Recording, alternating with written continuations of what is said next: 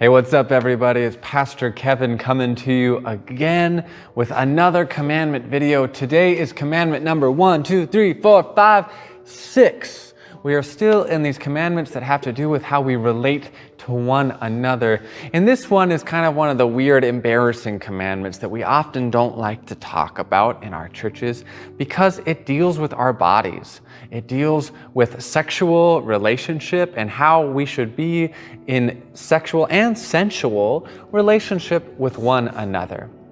So today is commandment number 6, which reads like this: "You shall not commit adultery."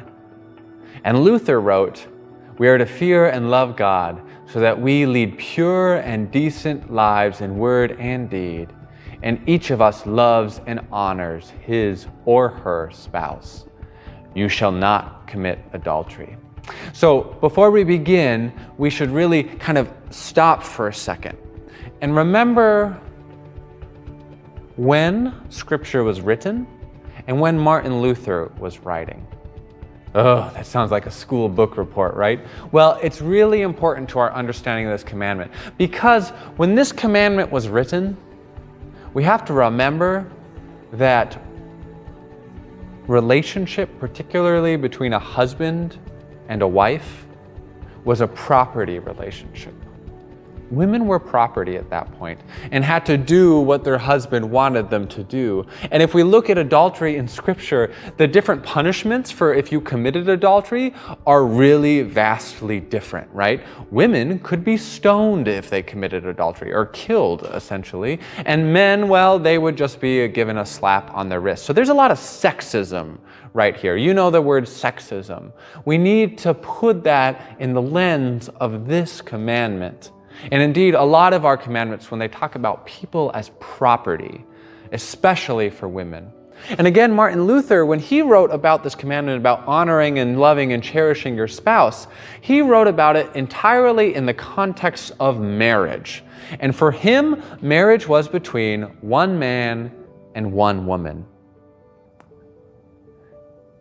But we know now that there's so much we are learning about God's creative diversity when it comes to things like gender expression, sexual orientation, and then of course that leads to different types of relationships.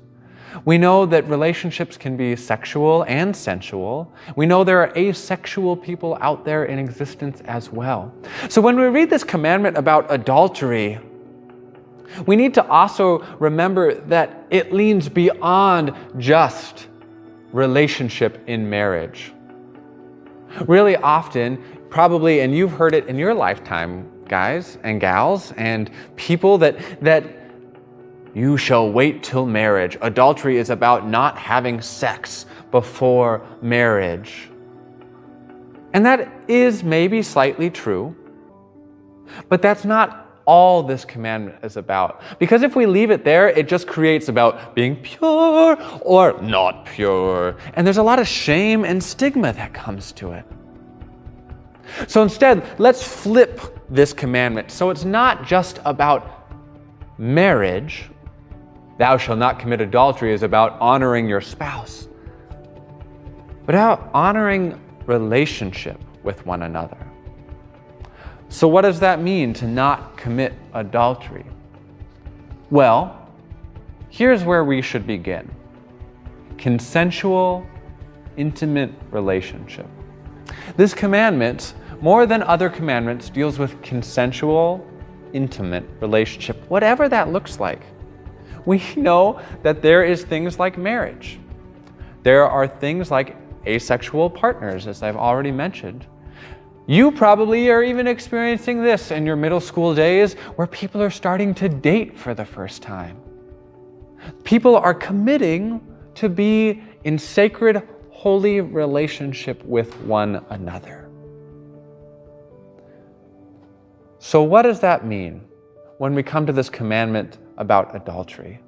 Does that mean you have to be pure for one another, and that if you screw up, you've infected everything and you can never be pure again? No. But it does call us into honoring and caring for one another and being there to support and love one another. In a consensual relationship, there are things that we need to do. Luther named some of those. Honor and serve each other as we commit our lives to one another.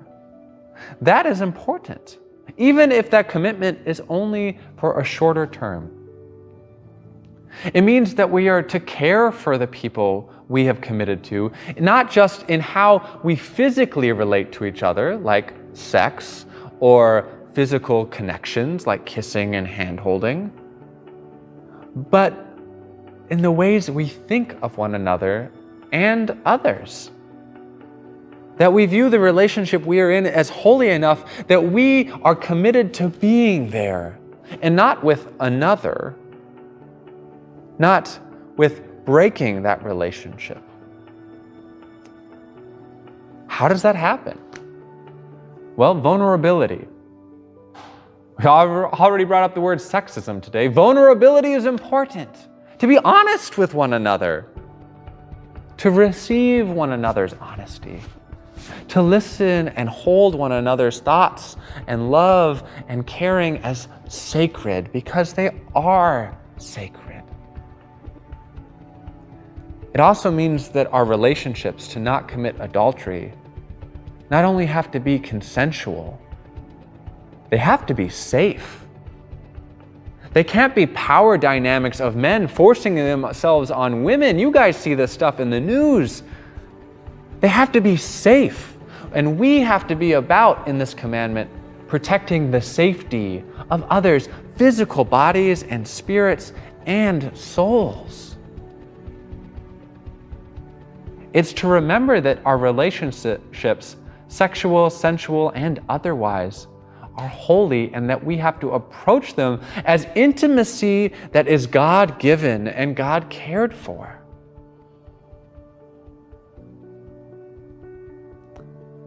When we don't just commit adultery, but live into that safe, consensual, life-giving relationship that two people can mutually support one another and love one another, we're honoring the holiness that God has given us to be in intimate connection with one another. That is really tough. I'm going to warn you right now, as someone who's married, you're probably not even thinking about that really at this point in your life. It is tough to honor and serve and love one another. I'm not just talking sexually, I'm talking about just like listening to one another, holding space for one another, thinking one another are equally important in a relationship. But that's what this commandment calls us to do. This commandment calls us to love and serve those we are most intimate with, be they a boyfriend, a girlfriend, in a gender-queer relationship, or in ultimate marriage. That we honor a consensual agreement to be there, that we honor safety, and that everyone is equal in how they live in that relationship with one another. Beloveds, I'm going to stop here, but I want you to remember this moment, that in relationship we honor God, we honor one another, and we honor ourselves. So how can we honor and love those we have chosen to be most intimate with? Thanks for letting me join you for these commandments. Pastor Cindy from St. Paul's is going to be taking 7 through 10 of the commandments. So I am going to be saying goodbye for now. But until the next time I do get to be with you, love God, love your neighbor, and just as importantly, love yourself. We'll see you all next time, everybody. Bye-bye.